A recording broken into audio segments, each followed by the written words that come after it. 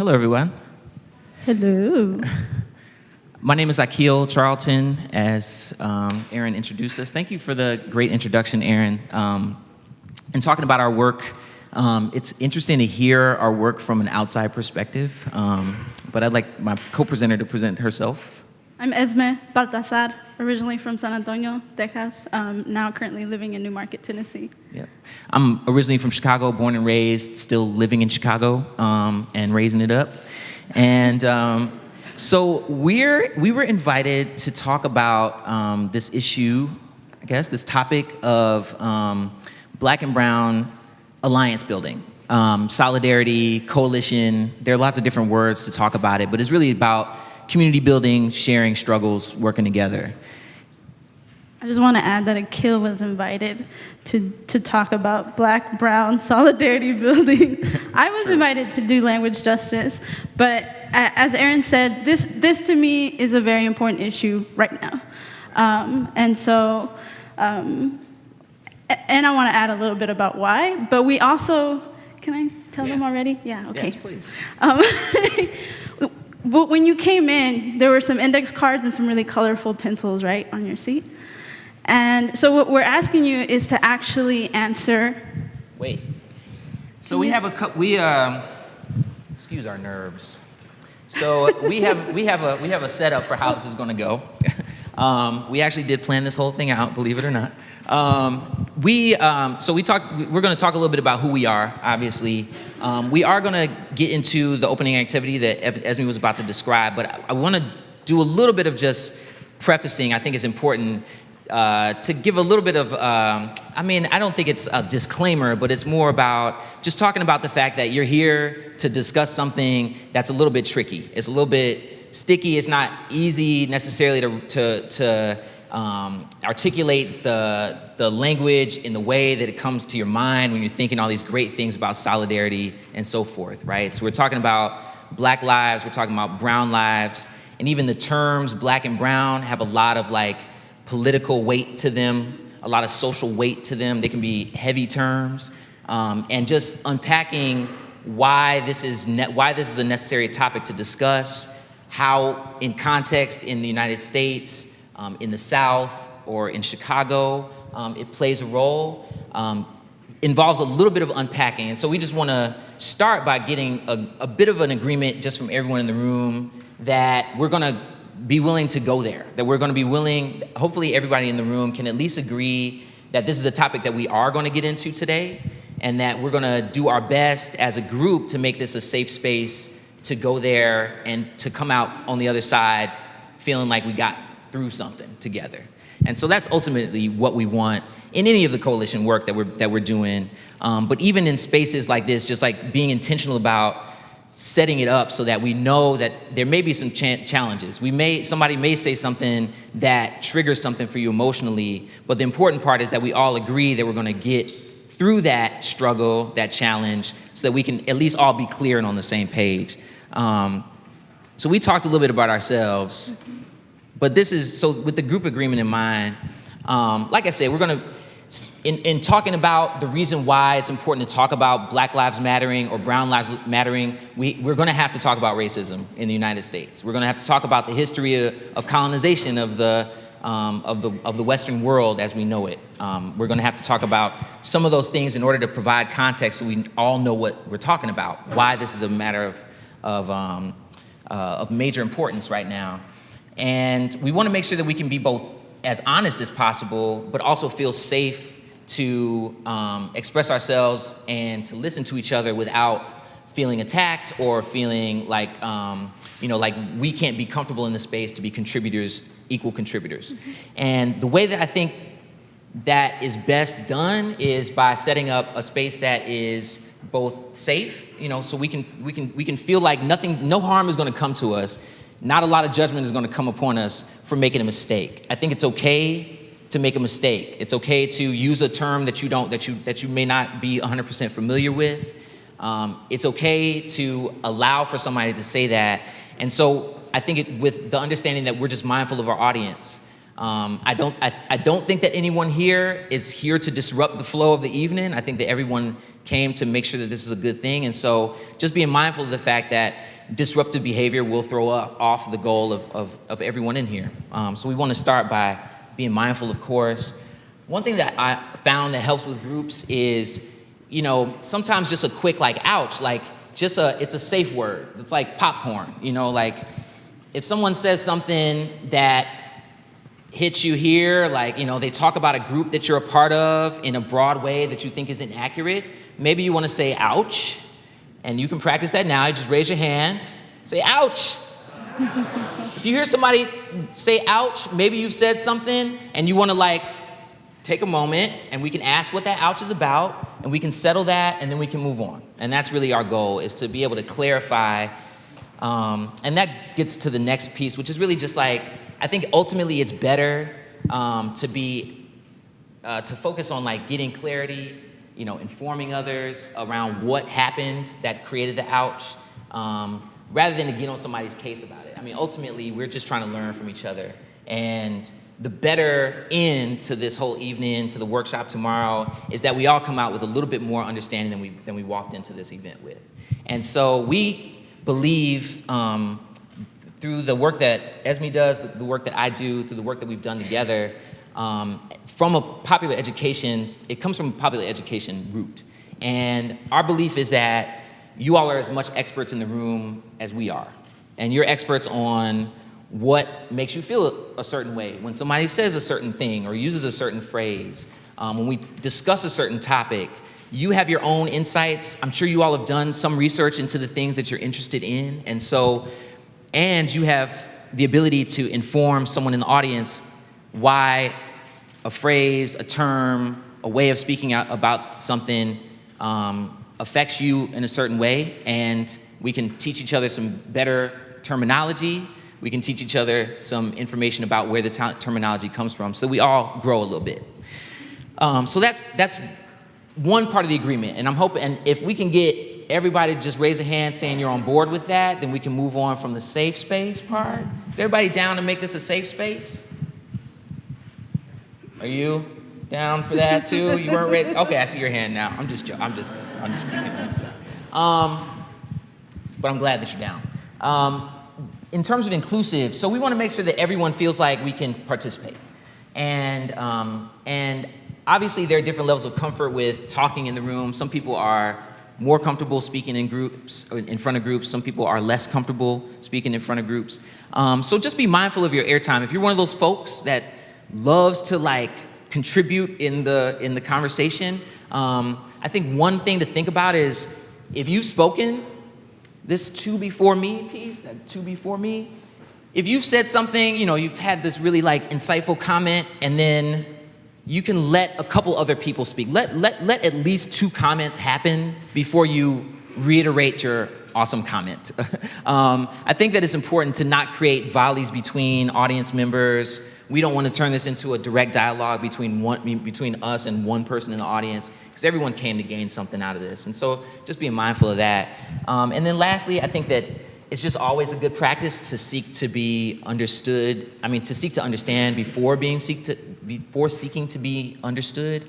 And that just means that we all have something to learn from each other in this room and in life and in society. And so I'm sure I'm an expert in the things that I think. I'm the expert in my opinions and judgments on things. And so we've all done however many years of research on our own opinions and judgments. So this is a space to do some research on the opinions and judgments of others. And so, let's practice a little bit of non-judgment by listening to find out where somebody's coming from, even if they aren't the most articulate in the way that they express an idea that they're trying to get across. I think this is a space to practice some active and open listening. So can we have a show of hands? Is everybody down for the inclusive space portion of the group agreement? Okay, that feels good. Do you have anything that you want to add, Esme? So I'm a very action person. This is why it kills here, because he balances me out. So here we go. Okay. So again, going back to the postcards. Does everyone have a postcard on their seat?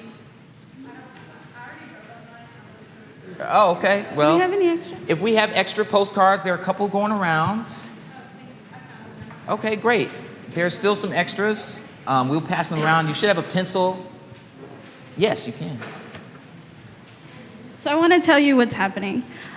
Before I go into my little spiel about why I thought this was really important right now, I would like for all of us to take some time, maybe a minute, 30 seconds to a minute, and just finish the sentence for yourself. I came to this presentation or I came to this presentation because. And that can speak to a goal that you have that you want to get out of this, or just an interest that you had in the topic.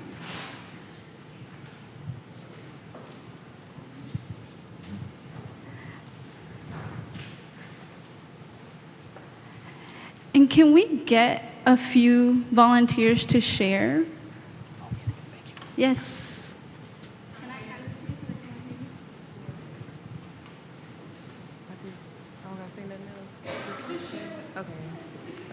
The reason why I came to this presentation is because it's mandatory for my senior seminar class. That it? What is your senior seminar? Oh, I go to Arkansas Baptist College. So that's where it's at. You're asking me where my senior seminar class is? What's the class? A specific theme or topic in the class? I mean, pretty much just public administration. Anything. Thank you for joining us and making I'm glad I meeting came your though. requirements. Thank you. Anyone else? Ideally, someone who's not here out of force or requirement. We have a gentleman here. He has a Thank microphone. you. Hi. I came just to broaden my understanding of the subject and to get a little enlightenment. Thank you. Maybe one more? One more volunteer to answer the question? I came because I believe that collaboration between people is important to building strong communities. Thank you. One last one. I came because I'm interested in meeting other people interested in this topic. Great. Awesome. Thank you. So I want you to hold on to those and just keep that in mind. I think it's important to think about why you're here, what motivated you to come, and to keep that in context as we go along. So I'll start. I think it's important to provide some context. And once again, we're talking about. So Esme wants to talk about why this is important to her, and we discussed this as we were preparing for this portion. We're talking about terminology first and foremost, and the concept of black and brown. So in the slides as we go through, you'll see, I think there are a couple places where Latino is the word that's used sort of interchangeably with brown. And in this context, the context of this conversation, when we say brown, that's black and brown refers to the black people of the black diaspora, the African diaspora. So meaning descendants of sub-Saharan Africa. In the Americas, that looks like Black America, African Americans, and I think that has its roots in America's history of slavery, and as well as the Caribbean and throughout the Americas. And so the term black does refer to the broader diaspora, but in this context, we're talking about African Americans specifically.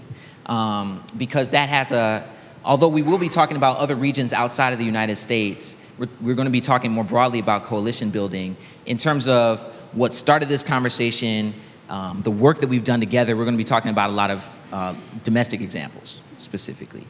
So those terms, black and brown, may look different in different places. And that's sort of the context that we want to provide. So in Latin America, I don't think that everyone necessarily defines themselves as brown.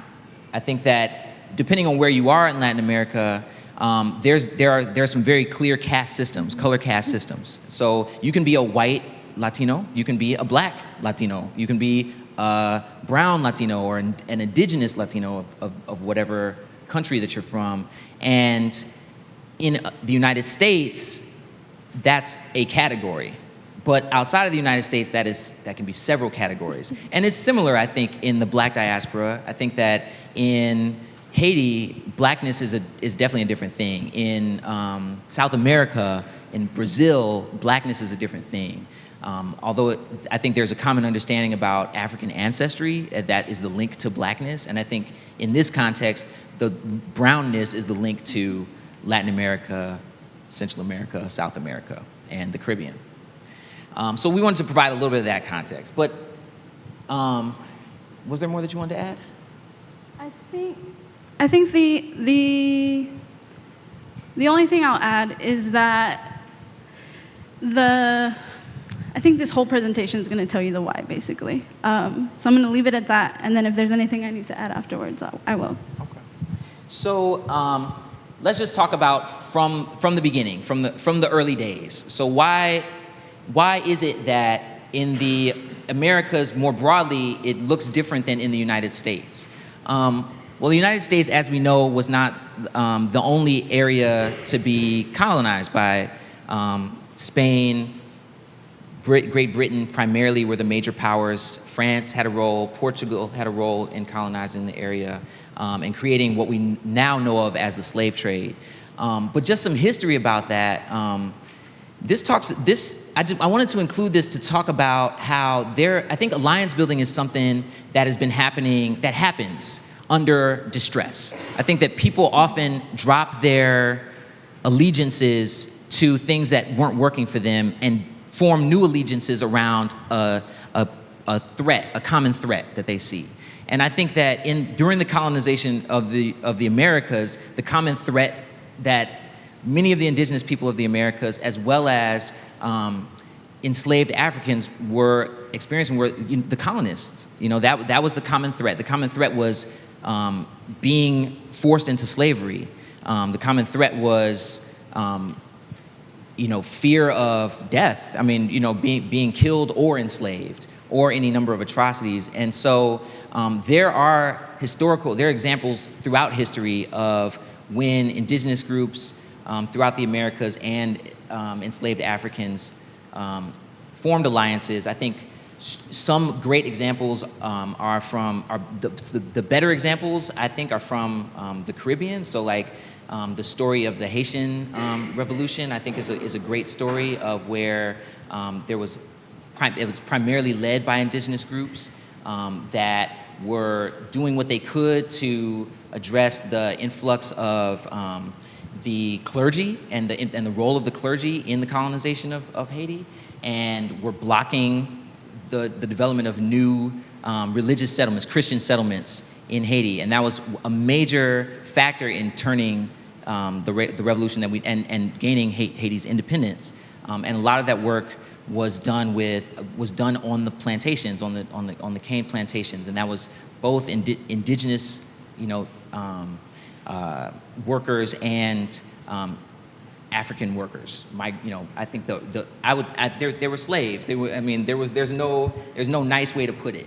And so, in order to talk about how these definitions came to be, how Black people came to be, so there were Africans, there were sub-Saharan Africans, there were people of all these different backgrounds from their own countries, but it was through the formation of the New West, of the United States, of the Caribbean, of the Americas, that people started to be grouped in major ways that took on a global context because of the slave trade.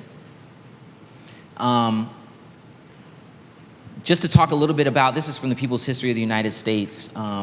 There's a link there where you all can, if you want to go to History as a Weapon, you can actually read the whole book online. This just talks about the pressures that the explorers, that Columbus and similar groups of people that were attempting to generate income from the New World were under. Columbus borrowed a lot of money from the Spanish crown, and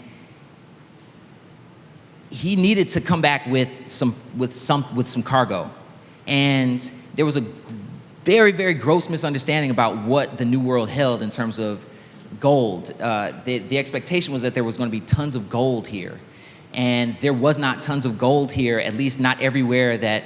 And many of the different groups of indigenous peoples weren't looking for gold. If there were groups, there is obviously gold on this land. There is gold throughout the Americas, but that wasn't necessarily something that people were digging up or looking for. And in some areas where Columbus was going, there really wasn't any. They were just under a false understanding of what it was like, and as a result, they began rounding up people as the cargo. That's what they were going to put and bring back to Europe and trade, because there was no gold to trade.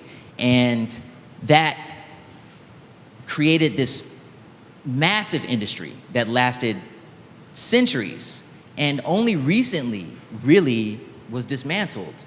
I mean, in the United States, African Americans gained full citizenship in the 60s. You know, the Civil Rights Act of 1964 is really like and following that, 1968 are the crown jewel, so to speak, of the African American community becoming full citizens in the United States. That's centuries of being categorized and separated into what is really more of like an economic system. The reason, a major factor in terms of separating, dividing, is to create an inventory. And so people, as groups of people are treated like inventory, we've created these unnatural divisions among groups of people. As a result of this economic system known as slavery, the discrimination that was necessary to prop it up, following slavery, during what's known as the Reconstruction period, during the Civil War, we started to see a lot of like institutionalized discrimination, right? So that's when groups, paramilitary groups, in the South primarily, but throughout the United States, began to really institutionalize themselves in terms of, I mean, we're talking about in terms of government, like taking on roles in the sheriff's department, having roles in state government, federal government, and there was a very intentional sabotaging of the due process rights and voting rights for newly freed Black people in the United States. Well, I quoted some things from the Latino Civil Rights Timeline, which is on tolerance.org, you can check out, that fast forward a little bit. But this is just to give you a sense of like, what I want to provide is just a sense of context of, when we're talking about Black and brown lives, why is it necessary to state that Black lives matter or that brown lives matter? Why are these terms that are coming up? What I want to provide is sort of an understanding of like the history of how Black and brown lives have been diminished in society institutionally. The point of why bringing this issue into the fore is to point out there's a long history of not only social discrimination, but institutionalized discrimination, segregation, and oppression of these two communities. And in the Americas, in the United States, and in the Caribbean, these two groups are the largest groups of people that have been affected by this system. What we now know of as Black people and Latino people are two of the largest groups that have been affected. And that doesn't mean that these same systems of oppression weren't implemented to affect other communities. So we talked about anti-Mexican discrimination following the Great Depression. Well, during the economic crash, similar to other economic crashes, groups of low-wage laborers, immigrant laborers, migrant workers are often scapegoated as a reason for the economic downturn or a reason why there aren't jobs available. And a lot of that, of course, has to do with business practices, finding the cheapest labor available. If a slavery system doesn't exist, then getting the next closest thing to a slave is the ideal. That was a system that worked, it profited for a long time, and the way that migrant workers, immigrant workers were treated in this country was very similar.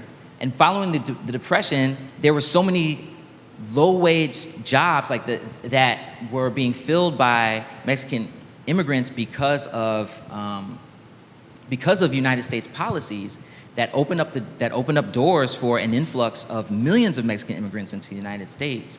And there were businesses that were exploiting that dynamic. But during the crash, there were Americans who were considered themselves, red-blooded Americans who were not able to get those same jobs, right? And that created a climate of hostility towards Mexican communities specifically. In the 40s, you found the Zoot Suit riots, which were basically a period of time, basically a little over a week, where there was just like massive violence in Mexican communities in California. In 1953, I mentioned there was the U.S. Immigration Service had created an operation called Operation Wetback. And the idea was to deport as many Latin Americans as possible from the United States. So there is a history of institutionalized discrimination that created. I want to add something there. Sure. I think one of the things that we need to also make sure we point out is the fact that the entire southwestern United States was filled with Mexicans before it was the United States, Of course, right? So And that goes back to the colonization of the Americas part. Once again, this was no place just because it is a state now or is named by a government to be a place was that from the beginning of time, right? Like, people have their own cultural groups. I mean, just to go back a little bit, when talking about the, quote unquote Indians, the indigenous people of the Americas, if you think about just the islands in the Caribbean alone, they're close from, an aerial view on a map, but they're miles and miles apart in an ocean. And so there were very homogenous communities that developed. Every place has its own identity before it became Puerto Rico, or Hispaniola is what the area was called for. I think the reason, though, that this is important to point out, if you could take it back to that slide, is because when you talk about Reconstruction and Jim Crow, when you're trying to build black and brown alliances in the way that we're defining them, is that the lynching of Mexican Americans happened in the Southwest. Right. Whether we're learning about it or not in schools, whether you've seen the photos or not, that's real. Okay, so right there, you've already got points of unity, struggles, challenges that were identical. And I did put these two things together because I feel like that there was a similar climate for Mexican Americans and African Americans in the United States. The Jim Crow institution, what we know of as Jim Crow, was used to create social divisions that didn't just affect African Americans in the United States. Lynchings happened, like Esme said, to Mexicans in the United States.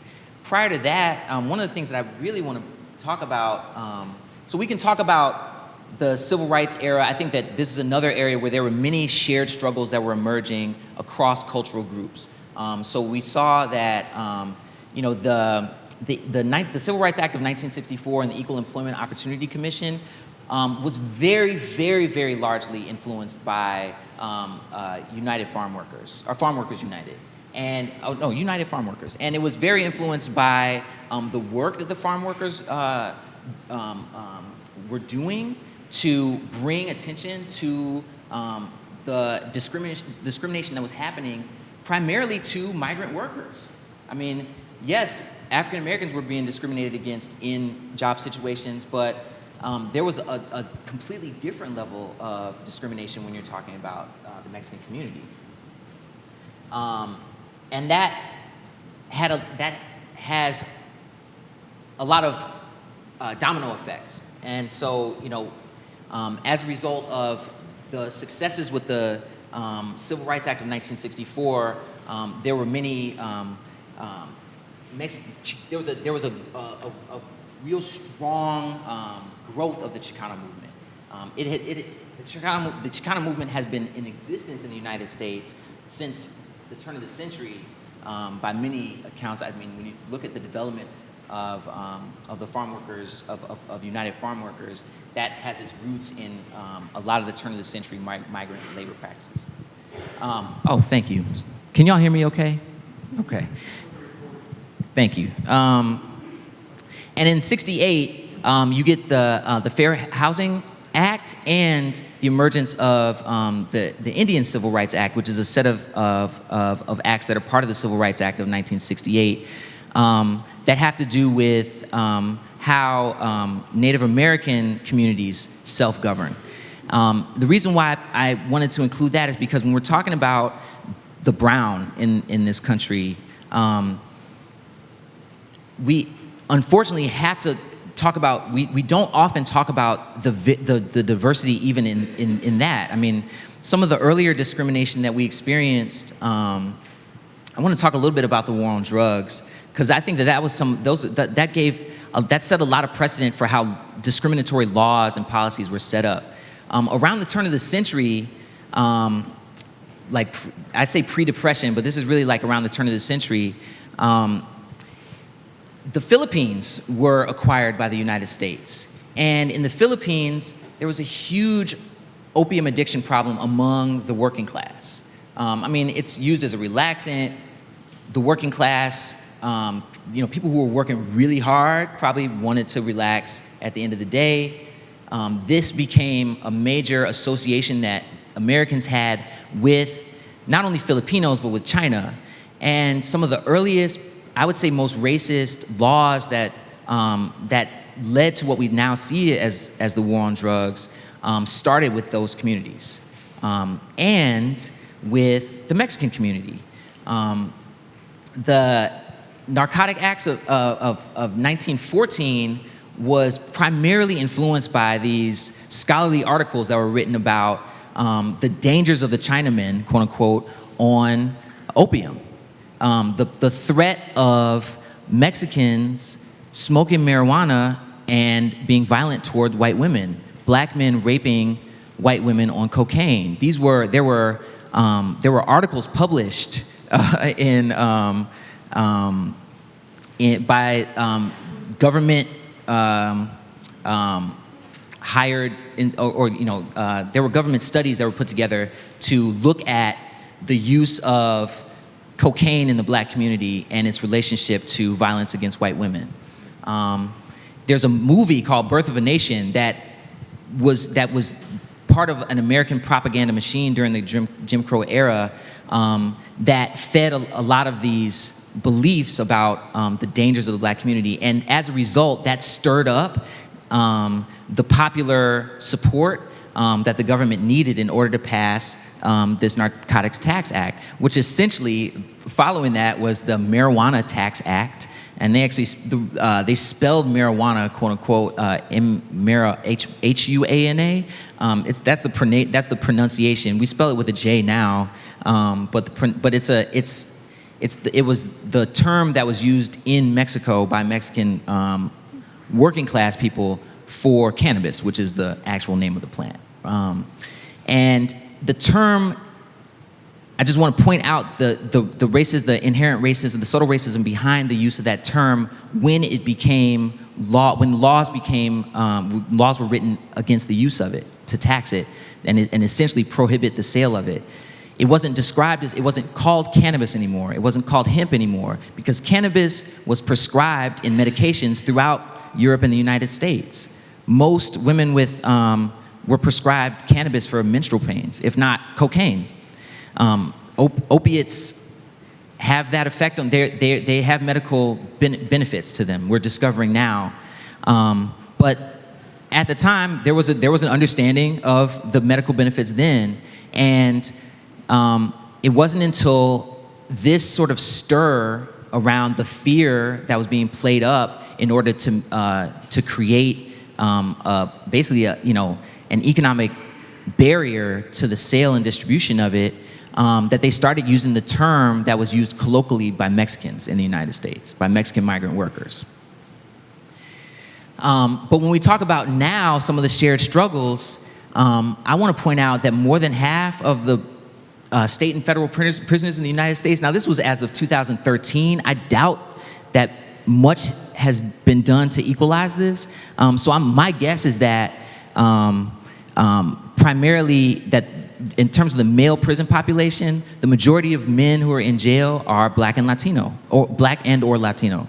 And the majority are in there for drug-related offenses, often for nonviolent crimes.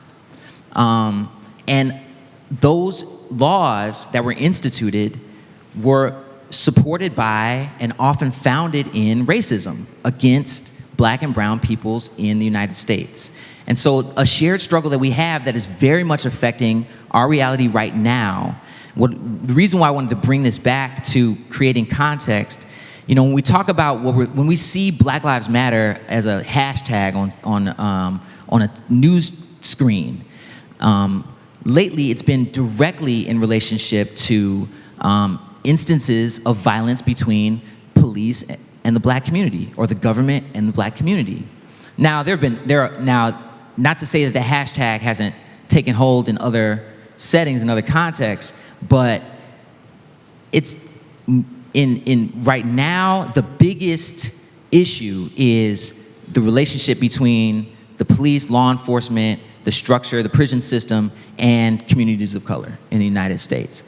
And the reason why I believe that the term for what we call the war on drugs should be the new Jim Crow is because it's propped up and fueled by very old, not scientific, fear-based policies and laws that create a situation where half of the prisoners, our prison system is the largest in the world, if not one of the largest in the world, although I believe it's the largest in the world. Please fact check me if I'm wrong on that, but I believe the United States prison system is the largest in the world. And half of those people are in jail because of drug-related offenses. That's a major issue, and it disproportionately affects Black and Latino men. Oddly enough, the primary group, at least in 2013, of women that were affected by drug policies are white women, which is, I think, an interesting dynamic to unpack. But the next largest group of prison population, a women prison population for drug offenses, and just in the U.S. prison system is Black females. And I just want to talk about some of the racist terms that are often still used to describe these. And used in drug enforcement propaganda, and I just put some of the terms on here, but we can add to those lists of terms: thugs, gangbangers, D-boys, trap houses. These are the ways that we describe human beings, communities of people, and often the use of those terms dehumanize the individual that these drug enforcement laws are being enforced upon. It dehumanizes the families that are affected by these laws, that are disrupted by these policies, and allows us to put up sort of like a veil of racism in order to justify things that are inhumane. There's no reason why half of of the prison population in the United States should be in there for things non-violent offenses. Or even if all the drug offenses are not nonviolent, even just that proportion of the prison population is, to me, speaks to a major issue. And the fact that it disproportionately affects communities of color is the reason why that term, Black Lives Matter, I believe, is a unifying banner behind this particular issue of discrimination against communities of color. When we look at things that broadly affect communities of color, the prison system, that is something that, while of course these practices dehumanize various other groups, they dehumanize women, They dehumanize, lots of different groups in the process of enforcing these policies. But the idea that Black Lives Matter, I believe, reinforces the idea that it is important to bring humanity back. It's important to end practices that dehumanize communities. And the Black community happens to be one of the longest, most deeply entrenched communities that has been historically discriminated against in the United States. And my belief is what better banner to get behind than the group that has been the most historically and deeply entrenched in this struggle. But before we go too far, I just want to talk a little bit more about that dynamic, especially when it comes to marijuana, because going back to post-oppression era discrimination, a lot of what we see now in terms of the demonizing of drug cartels on the Mexican border is being used to fuel immigration laws. This is a repeat of history. What we're seeing are repetitions of the same tactics that are and practices, policies that are being used to affect people's lives, where they're living, their families. What I want to do, at least with providing some context, is by saying this struggle is historically important, not just for Black people and Mexicans, not just for Caribbeans, but for those who are discriminated against in society by policies that were set up, that were structured around a slave system. Many of our policies that create discriminatory practices, that reinforce discriminatory practice, were practiced and implemented on the Black community first. We were the testing ground for many of that. And not that there, and I would say that because of the deeply entrenched history of the Mexican community in the United States being a good portion of the United States before it was the United States, I would say that many of the laws were equally practiced on Mexicans, and the indigenous people that they stem from. And so we can't negate, when we're talking about brown lives mattering, indigenous American lives mattering, the indigenous peoples of the Americas, what we know of as Native Americans, but also the indigenous peoples of various other places in the Americas. So I'm gonna transition over to Esme. So this is the So what we've talked about just a little bit is about the intertwining histories of what we now know of as the Black and Latino communities, talking about the institutionalized racism that has created some of the policies that are still around today, but also has created many of the benefits that make this country a very wealthy country. We can talk about the tobacco industry, we can talk about the sugarcane industry, we can talk about the chocolate industry, we can talk about the coffee industry. Talk about cotton. You still wear cotton to this day, and I don't know if those companies have how much of that slave money is still fueling those industries. But because of these connected histories, and with the histories of the indigenous peoples of the Americas and Africans, as well as many other places in between, we have very, very, very many places to draw from for coalition building, for alliance building, shared struggles, shared histories, common goals, and policies that affect communities of color similarly. So on to organizing. Esme's going to talk about how communities in the South and Southwest are doing organizing around this. So, and I also want to highlight another point. You were talking about cotton. Also, our current farm workers, large portion, are Latino immigrants, right? Filipino immigrants. So there, in terms of tying it back to cotton and to people working in the fields, right? And those joint struggles. So this is my favorite part. I love the action piece, and I'm very much an action person. And so I want to talk to you about Highlander Research and Education Center, which was started in 1932 by Don West and Miles Horton up in Appalachia in the mountains. And they started doing labor organizing. They were also one of, if not the only place in the South where whites and blacks were learning together, when it was completely illegal to do so, right? Brown versus Board wasn't even close. And so what I want to share is specifically the processes we use to ensure that cross-cultural coalition building is happening, right? So the room at Highlander will always be ridiculously, incredibly complex and diverse. That's a given if you ever go. And if you've been there, how many people have been there? You've been there. We need to get y'all there. So the processes that I want to talk about, Akil touched on popular education. So popular education is a term that was coined by Paulo Freire from Brazil. It's a participatory process. So in terms of education, we wouldn't be, at Highlander, you wouldn't be sitting like this, and I wouldn't be holding a mic. We would be sitting in a circle. I wouldn't have a mic. There would probably be a couple of facilitators, not just myself, and we would be having a dialogue, which we're going to get to. And at the core, the belief is that everyone is a teacher and everyone is a learner. So there is no one expert in the room. We all have varied experiences, and we need to bring those experiences together in the room so that we can understand what's happening in our communities.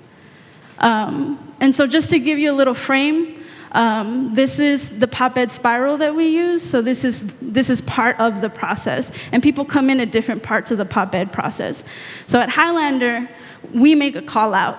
We're a small space. We couldn't hold 115 people in one space, right? We couldn't hold this room right now in that space. But we're working on it. So we'll make a call out for a group of people who are working. So I'll give you the example of like how I ended up there, who are working on creating economic alternatives, right? Not your typical business model. So they decided to do a call out, got about 20 people in the room, called us, we showed up, and part one of the pop-ed spiral is we started to share experiences, what we've done.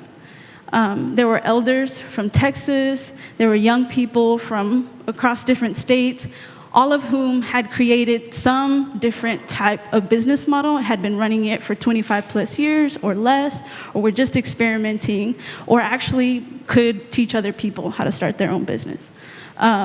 Then we started looking for patterns. What are the things that tie all of us together in this space?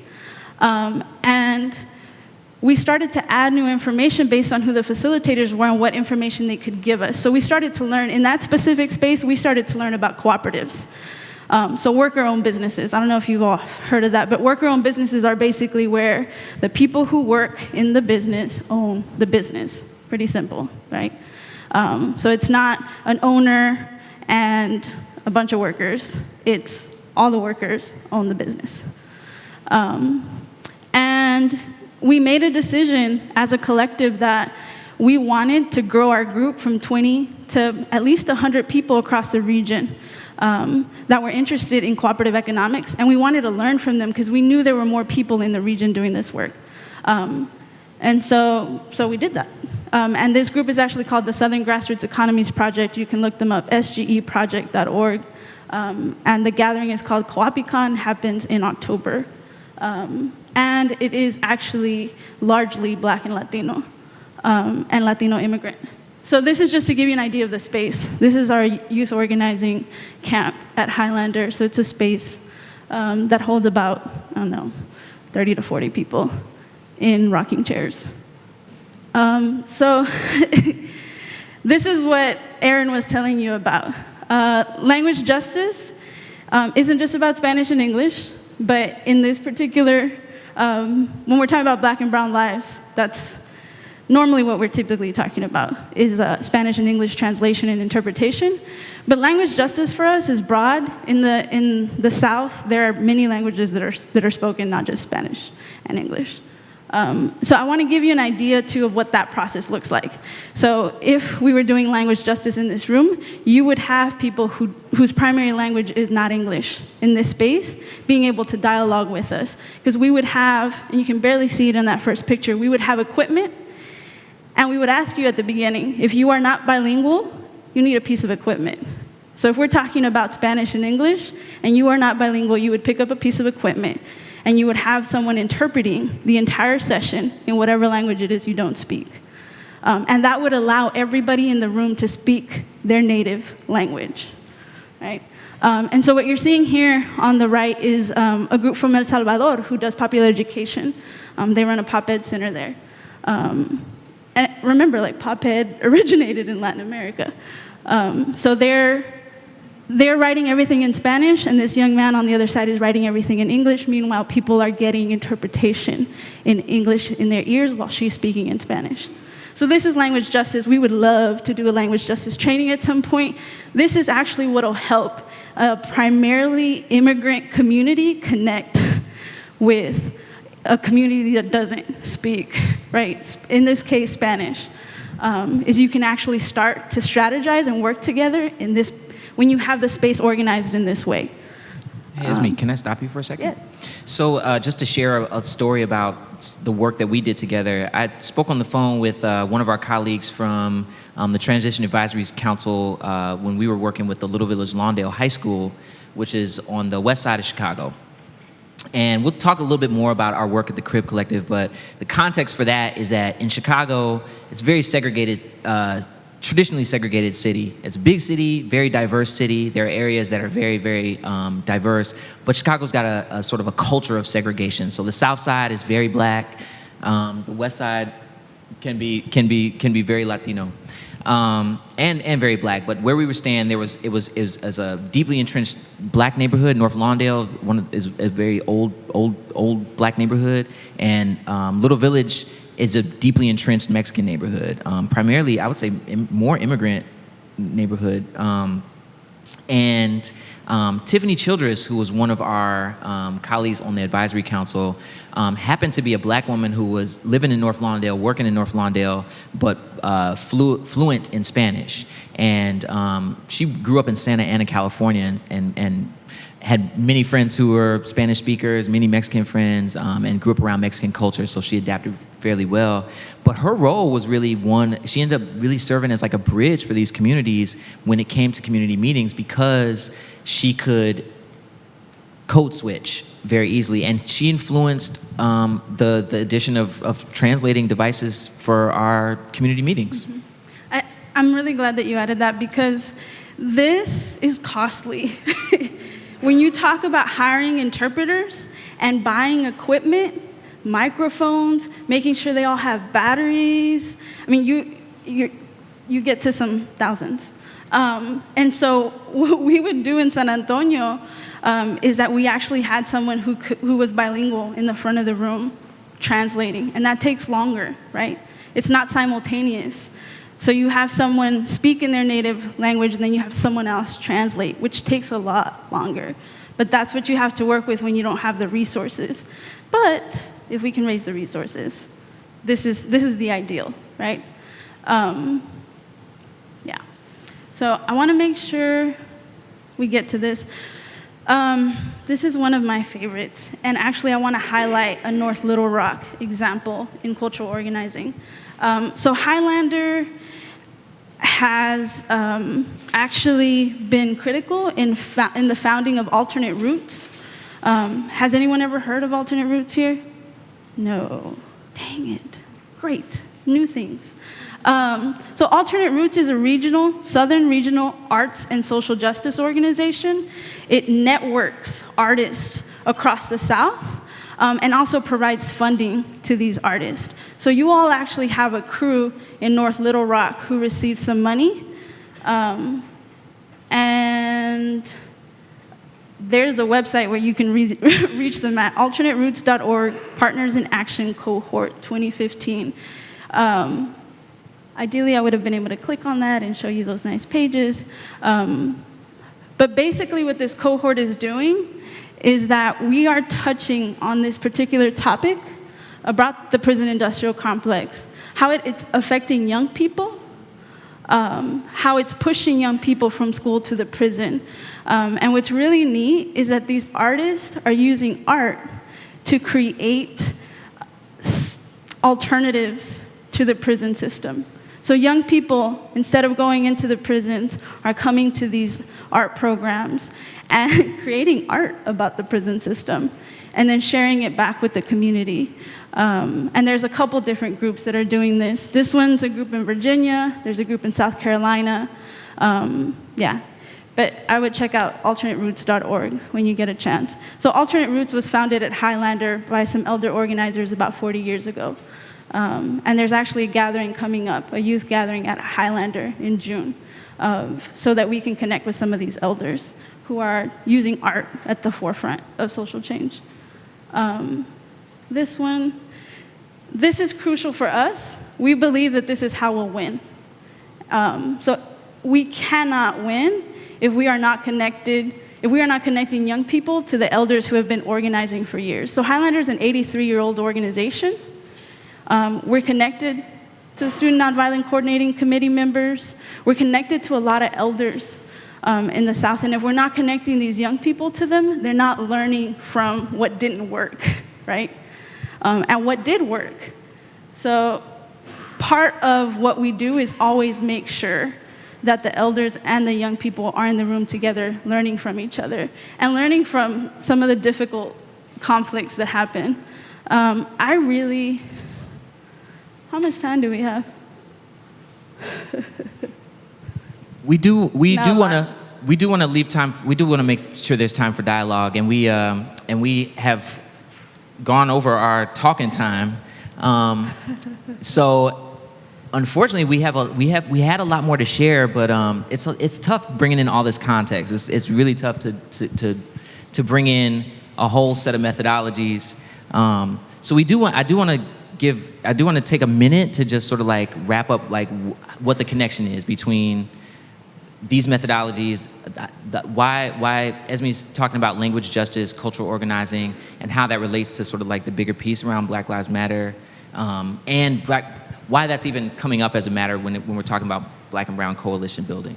And really what we wanted to do was demonstrate some examples, some tools for how people are doing this coalition work, this alliance building work throughout the Southwest, but also some examples that we've been involved in as well. But there were a couple, but I do want to make sure that we get to these last couple of slides, just so that you all can get the full understanding around the Highlander methodology. So the last one is just participatory action research, which is something that if you think about that big spiral I showed you earlier, and it talked about adding new information, this is where those who are directly affected can actually take control of the research.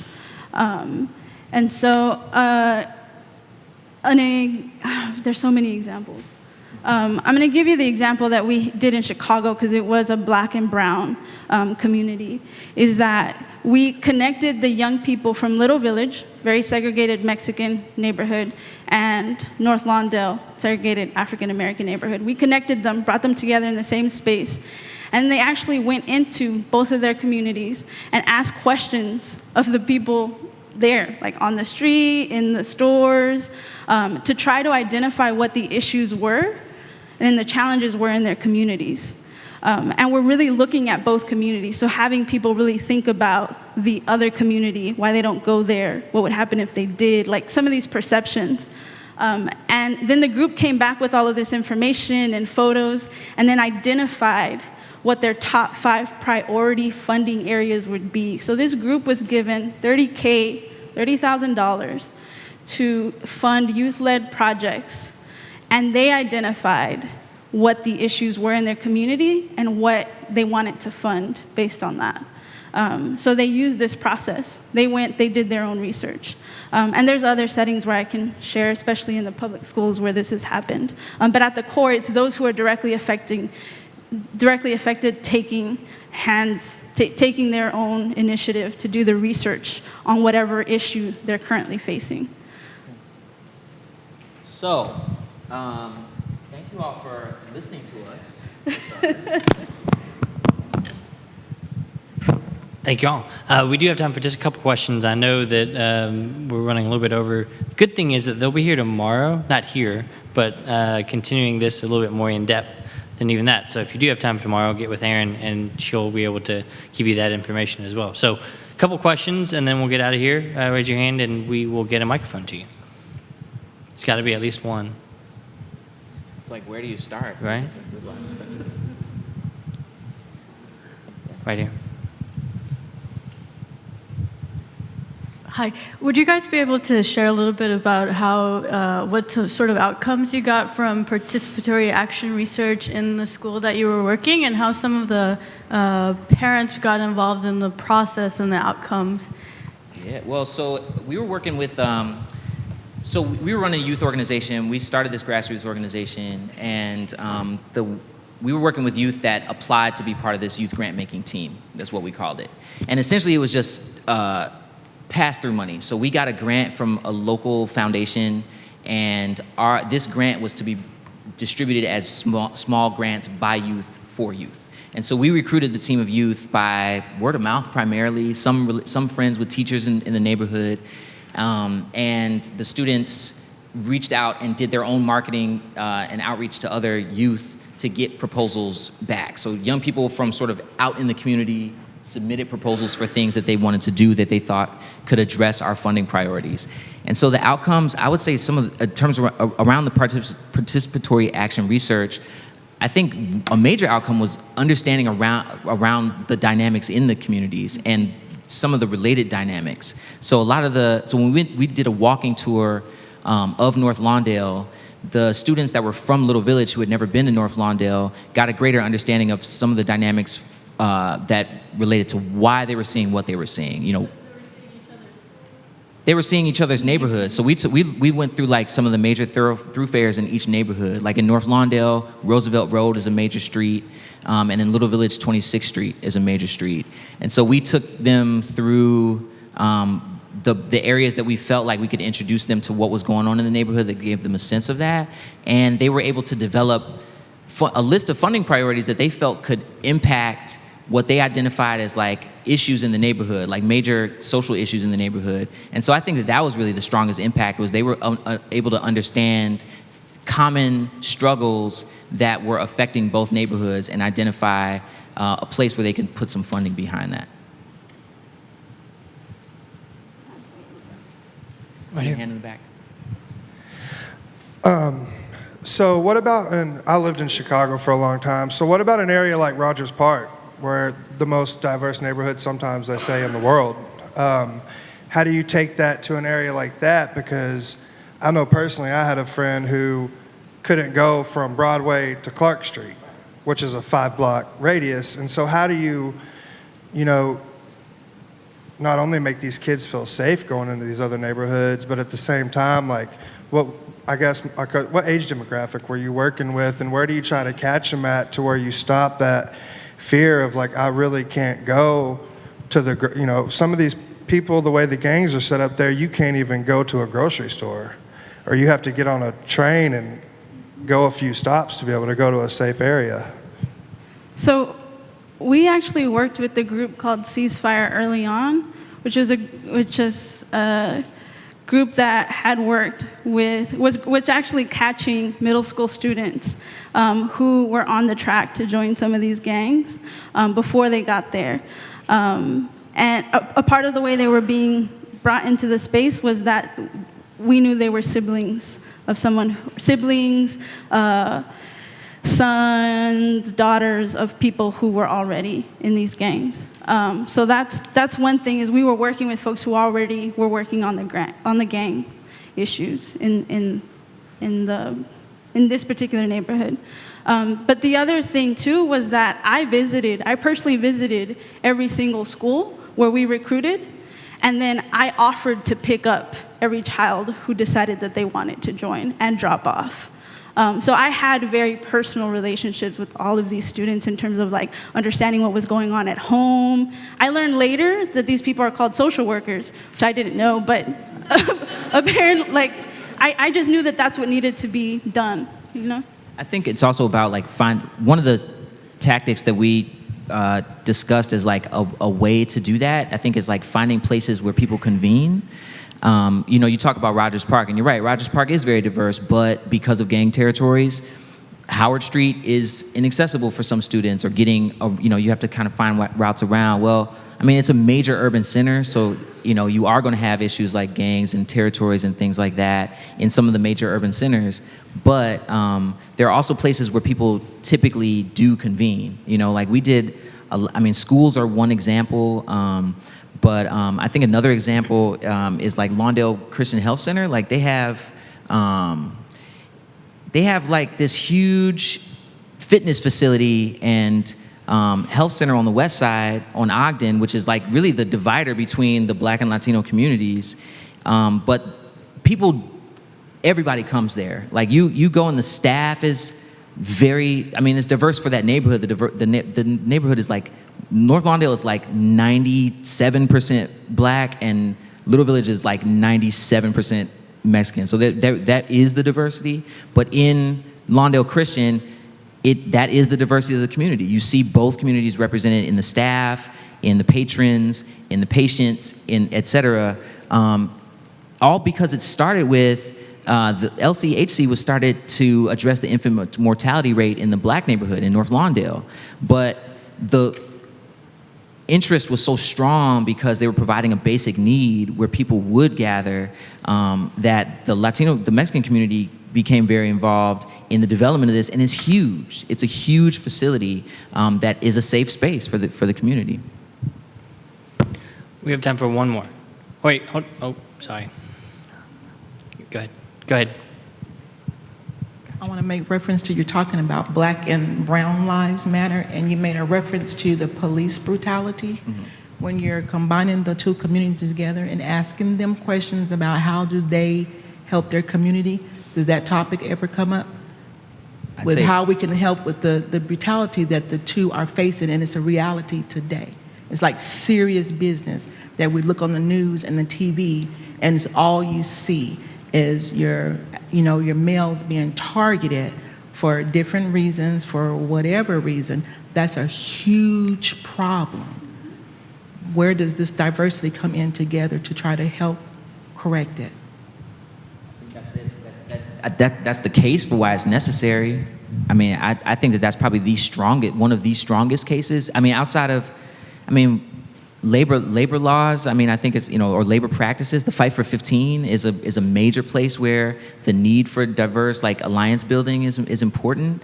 I would say that when we're talking about community violence in urban areas, particularly, state-sponsored violence against communities of color, those are areas where there is a need for strong alliance building. And I believe that the violence prevention, violence addressing measures like ceasefire, which unfortunately was defunded by the state of Illinois, but we have parent patrols in Chicago Public Schools, and a lot of that started around our work with the Little Village Lawndale High School and parents creating safe passages for students. That was always the issue. That was always one of the issues that was identified during our grant making process. And actually, when we funded the first group of Black and Brown young people, we held the grantee gathering in the community center inside of the police station so they could see all of these young people. I believe that we had one of our meetings was a dialogue between the students. One of the grants that we gave was to fund a dialogue between students and police, between young people and police, so youth in the neighborhood and the police.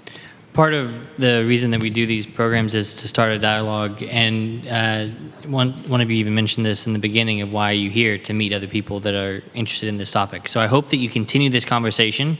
We did run out of time for the formal presentation. Aaron, thank you so much for thinking of the Clinton School, and thank both of you for coming, and hope you all enjoy your evening. Thanks.